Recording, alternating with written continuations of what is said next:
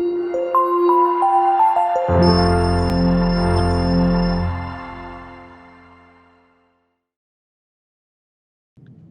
a todos, sejam bem-vindos a mais um Odgers Talks. Eu sou a Daniela Mindlin-Tessler, sócia da Odgers Berndtson, uma das maiores consultorias de contratação de executivos do mundo e de soluções de capital humano. Tenho a honra, o privilégio de conversar hoje com o Francisco Pires, presidente da Novelis América do Sul. Francisco, seja muito bem-vindo. Obrigado, é um prazer estar aqui com vocês. Bom dia, boa tarde, boa noite, dependendo da hora que vão estar assistindo. E é muito bom poder fazer esse bate-papo com você. Obrigado pelo convite. Eu que agradeço, vai ser muito bacana. Antes de começar, eu vou compartilhar um pouco da sua trajetória profissional para as pessoas que nos escutam e você complementa se necessário, tudo bem? Combinado. Francisco se juntou à Novelis América do Sul em 2012 como diretor de compras. Em 2013, foi promovido para diretor de suprimentos e supply chain. Em 2014, assumiu a vice-presidência comercial da Novelis América do Sul. Em 2018, Francisco assumiu a posição de COO, Chief Operating Officer, e em junho de 2019 se tornou presidente da Novelis América do Sul. O Francisco já possui mais de 28 anos de experiência profissional ascendente, né? Uma carreira de muito sucesso em diversos setores, como construção naval, serviços de internet, consultoria de negócios, celulose e papel, com passagens em empresas, né, como Bureau Veritas, o Grupo GP, a Maxlog.com e a Votorantim. Obrigada. Antes de se juntar à Novelis em fevereiro de 2012, então, teve uma carreira ascendente com desafios profissionais crescentes nas áreas de engenharia, consultoria, logística internacional, compras e supply chain, mantendo posições de gerência geral e diretoria nos últimos 14 anos. Graduou-se na Universidade do Rio de Janeiro em engenharia naval, fez mestrado em administração de empresas pela COPEAD e também cursos de especialização na Academia Votorantim e pela Duke University no Brasil, Estados Unidos, Alemanha e China, o Global Leadership Program. Faltou algo? Não, acho que ficou bem completo. E dá para checar todos esses casos aí. Ah, que bom! Agora está sendo importante. Perfeito.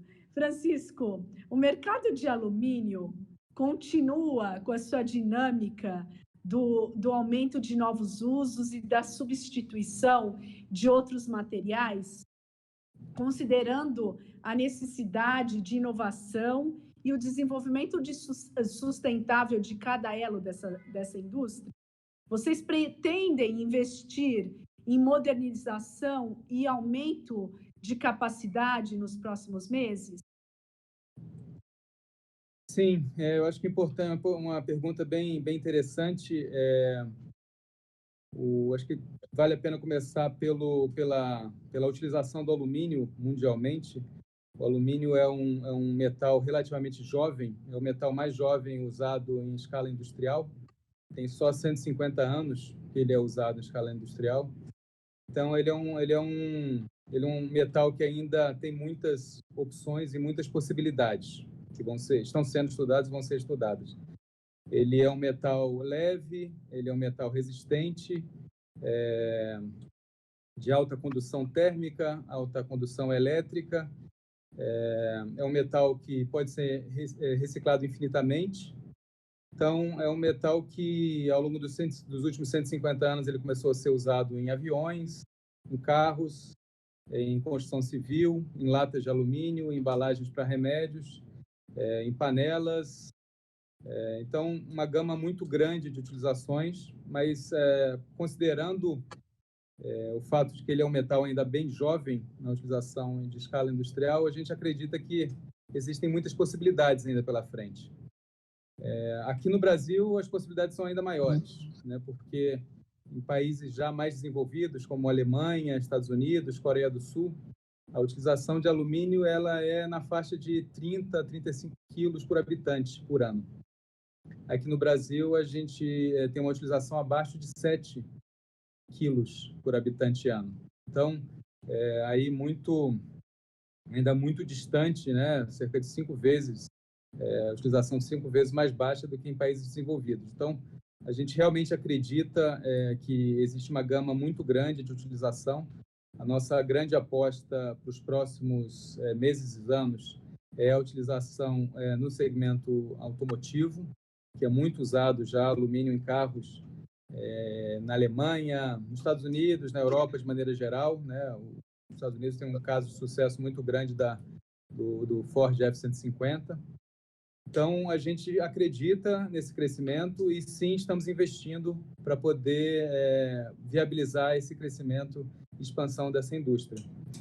Hoje, a gente está construindo, estamos no meio de uma expansão da nossa fábrica em Pindamonhangaba, nossa principal fábrica aqui no Brasil, a outra fica em Santo André, e estamos buscando aumentar de 600 mil para 700 mil a nossa capacidade de laminação, nosso output de alumínio laminado, e, ao mesmo tempo, crescer a nossa capacidade de reciclagem de alumínio de 390 para 450 mil toneladas. Então, a gente acredita que o alumínio já tem uma história muito bonita de sucesso aqui no Brasil, principalmente por conta das latinhas, mas que isso é apenas a ponta do iceberg, é apenas o início. Acreditamos que ainda tem muito que fazer pelo alumínio no Brasil. Excelente, muito interessante. E vocês não fizeram nenhuma demissão por conta da pandemia? Como que estão lidando com a segurança dos trabalhadores, o engajamento das equipes, avaliação, remuneração? Vocês estão prevendo realizar contratações pontuais e reforçar o time com perfis e habilidades diferentes? E quais são as competências, Francisco, mais importantes da liderança daqui em diante? Se precisar, eu retomo, tá? Tá bom, vamos ver se eu lembro de tudo. A gente tomou como premissa que o número 1 do nosso trabalho é, obviamente, a proteção, a segurança e a saúde dos funcionários, né? E aí, quando a gente fala de segurança dos funcionários, a gente tem a parte física, mas também a parte social. A gente fez uma análise e colocamos todas as opções que a gente tinha na mesa para ser discutida na diretoria antes de tomar decisões um pouco mais drásticas, como demissão ou suspensão de contrato de trabalho. Então, a gente foi lidando com a crise, sempre buscando a preservação dos empregos, obviamente protegendo o futuro da empresa, mas garantindo que os nossos funcionários estivessem protegidos também pelos empregos. A gente conseguiu passar por esse período sem precisar reduzir jornada de trabalho, sem fazer suspensão de contratos e sem demissão. A gente acabou adotando muito fortemente uma redução de horas extras, redução de banco de horas e utilização de férias coletivas ou férias em algumas áreas específicas.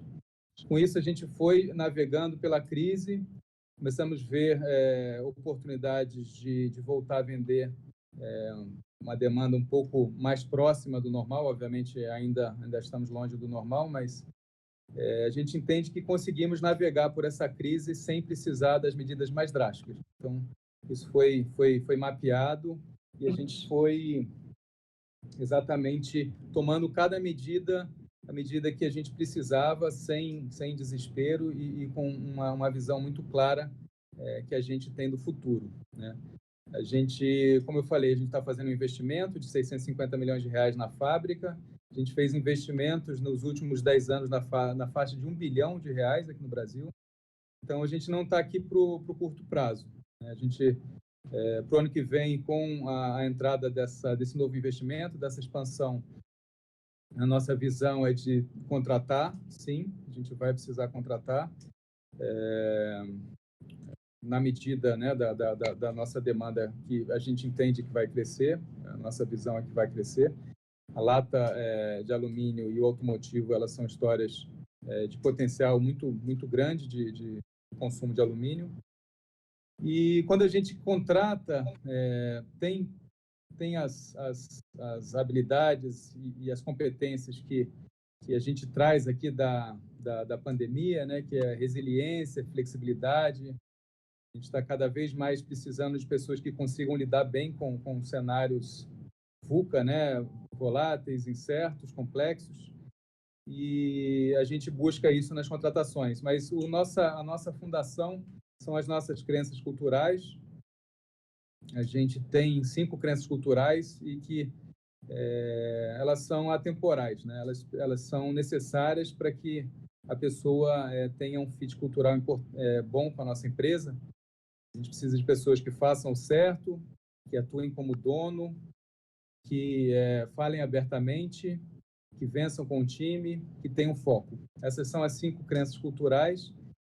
E com pessoas com essas crenças culturais, a gente entende que, independente do período e da crise ou não crise, a gente consegue ter histórias de sucesso dentro da nossa empresa.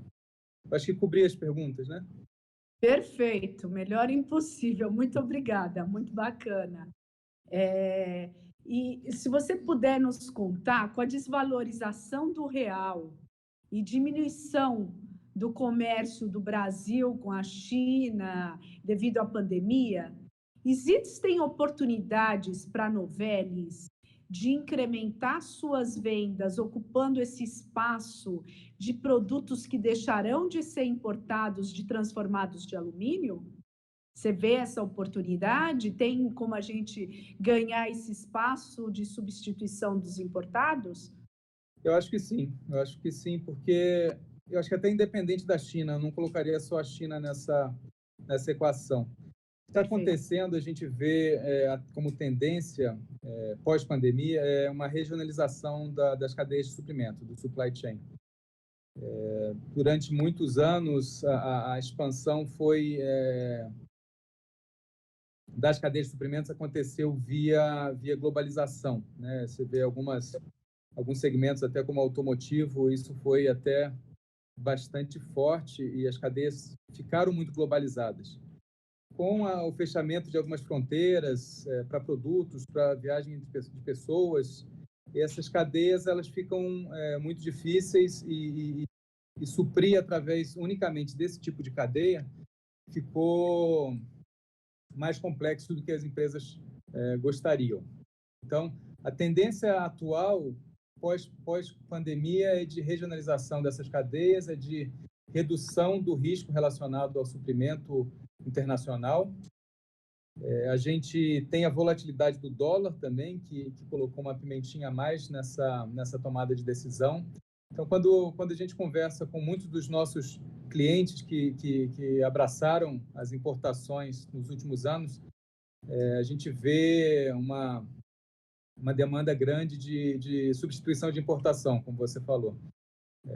Acho que a exportação vai ficar cada vez mais difícil, né, com muitos países fechando, de alguma forma, as portas, ou colocando medidas que dificultam a exportação, como impostos ou até tarifas, ou até bloqueios não tarifários. E com isso, a gente precisa voltar a colocar foco no nosso mercado interno. Então, o mercado de alumínio, alguns segmentos chegaram a ficar com 50% de importados. Então, a importação estava crescendo durante muitos anos e a gente está conversando com clientes para restabelecer contratos mais de médio e longo prazo, substituindo grande parte desses importados que aí vieram de vários lugares do mundo. Acho que é importante, acho que não só a nossa cadeia, a indústria de maneira geral tem que focar nessa substituição.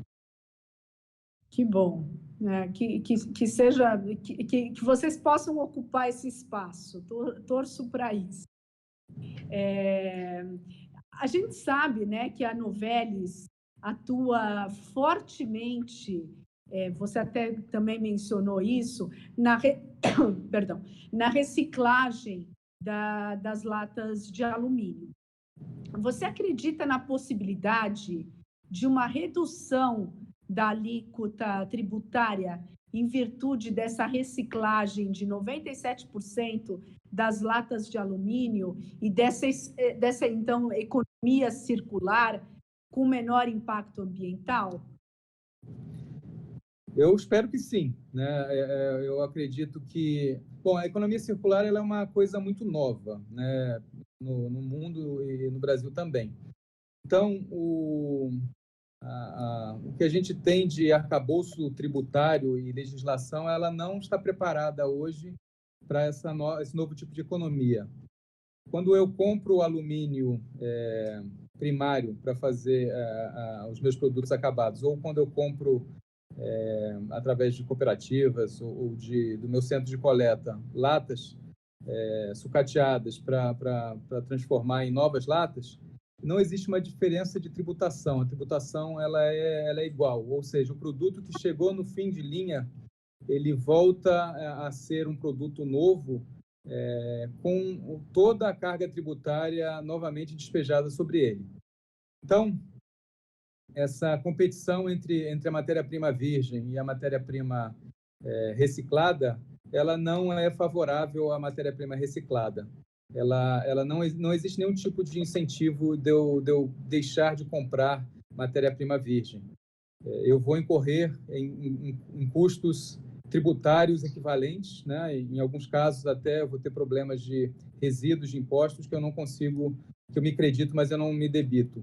Então, a gente tem conversado bastante com a frente parlamentar voltada à economia circular na Câmara dos Deputados. A gente tem um apoio muito grande do deputado Arnaldo Jardim lá, para buscar formas de ter uma tributação mais inteligente e que o mesmo produto ele não seja tributado da mesma forma entre uma utilização de um recurso natural ou uma reutilização de um resíduo que, de outra forma, viraria lixo, estaria indo para aterro sanitário. Então, a gente acha que ainda essa equação ainda não está bem resolvida. A gente acaba pagando uma taxas e impostos mais altos do que a gente imagina que seria razoável para estimular essa cadeia e essa economia circular. Perfeito. Enfim, a produção de alumínio reciclado, a gente sabe que consome apenas 5% da energia que seria utilizada na produção da mesma quantidade de alumínio primário, tá correto? Sim. E a reciclagem ainda reduz em 95% a emissão de gases de efeito estufa, como a gente sabe. Existem iniciativas da Novelis e de outros players para reciclar outros produtos de alumínio além das latas? Essa é uma parte da pergunta. Aí, ainda engatando, a gente sabe que os consumidores, e a pandemia trouxe isso ainda mais, fortaleceu ainda mais, estão cada vez mais preocupados em adquirir produtos cujas embalagens evidenciem, né, a saudabilidade e sejam produzidas com materiais sustentáveis e de alta qualidade. Como que a Novelis está se posicionando nesse sentido? Então, esse é uma área em que a gente está muito inserida no nosso core business. A gente tem dois core business que eu chamo, né? Um é de vender alumínio reciclado e outro é de comprar, né, e reciclar alumínio, né? A gente tem o core business na compra e a gente tem o core business na venda. No ano passado, a gente fez uma análise muito grande interna, uma escavação interna que a gente chamou aqui, de qual seria o nosso propósito, né, como empresa, olhando aí o longo prazo, né, e olhando quais são as características que a gente tem internamente.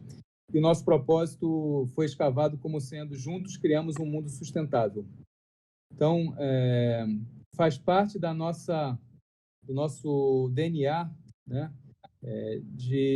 essa questão de sustentabilidade e de produtos mais saudáveis, produtos que usem menos recursos naturais e que emitam menos gases de efeito estufa. Então, a gente fica muito, muito feliz que exista essa tendência. Eu vi recentemente uma notícia, eu acho que foi da Unilever, dizendo que ela vai exigir dos fornecedores a pegada de carbono nas faturas, nos invoices, globalmente. Eu acho que essa é uma tendência e ela está fazendo isso porque os consumidores na ponta eles estão demandando isso.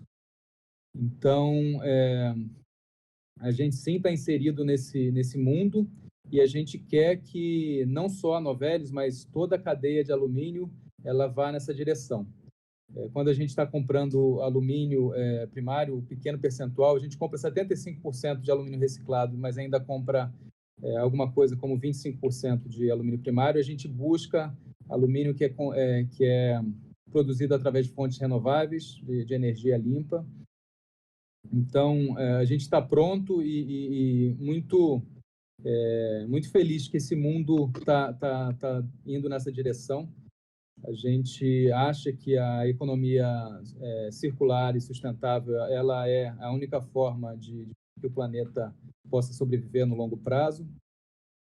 Com relação à outra parte da pergunta, outros tipos de alumínio, né, serem reciclados, a gente ainda não tem, dentro da nossa estrutura aqui no Brasil, a capacidade de reciclar outros alumínios, como panelas, aerosol, perfis de construção civil, mas a gente faz isso através de um parceiro. Então, a gente recebe esse alumínio de outras fontes picado, né, passou por um processo de shredding, que a gente chama, e aí sim ele vai direto para o nosso forno de refusão. Mas a gente tem um projeto que a gente chama um projeto Beyond, que uma das frentes é garantir que a gente tenha mais capacidade, mais flexibilidade nas nossas reciclagens para receber outros tipos de alumínio.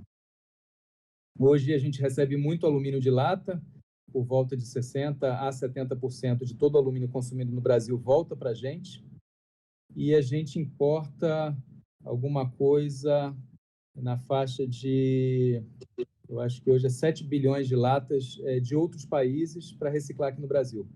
Então, a gente criou uma cadeia de fornecimento global, vindo de Paraguai, Chile, Argentina, Colômbia, África do Sul, México. Argentina, a gente tem um pouco mais de dificuldade porque existe restrição de exportação de sucata de alumínio, mas a gente consegue algumas licenças para importar. Mas a gente busca muita lata de alumínio no mundo todo, né? Tendo essa flexibilidade de outras fontes de alumínio. Uma outra fonte que virá, sem dúvida, é a de carros, né? A gente começando a fornecer alumínio para carro. Esse carro vai ter um final de ciclo de vida que ele precisa retornar para ser reciclado. Então, a gente está de olho em todas essas oportunidades. Faz parte do nosso core business. A gente investe fortemente, tanto em equipamentos de reciclagem como centros de coleta espalhados no Brasil inteiro. Então, sim, é um caminho que a gente entende que é um caminho sem volta e que está muito ligado ao nosso propósito. Excelente, muito bom. Muito obrigada, Francisco. Essa fase certamente passará e sairemos, tenho certeza, muito mais fortes. E a Novelis preparada para um novo ciclo de crescimento e muito graças também à sua liderança e de todo o seu time. Foi um enorme prazer. Muito obrigada. Obrigado a eu e parabéns pela série de webinars. Eu acho que é muito importante, nesse momento de pandemia, ainda mais, a gente ter conhecimento sendo divulgado e passando para todos de forma gratuita e democrática. Parabéns para vocês também. Obrigado. Muito obrigada. Ficamos em contato, vamos ter outras oportunidades aí de aprender com você. Muito obrigada. Obrigado a vocês. Tchau, tchau. Tchau.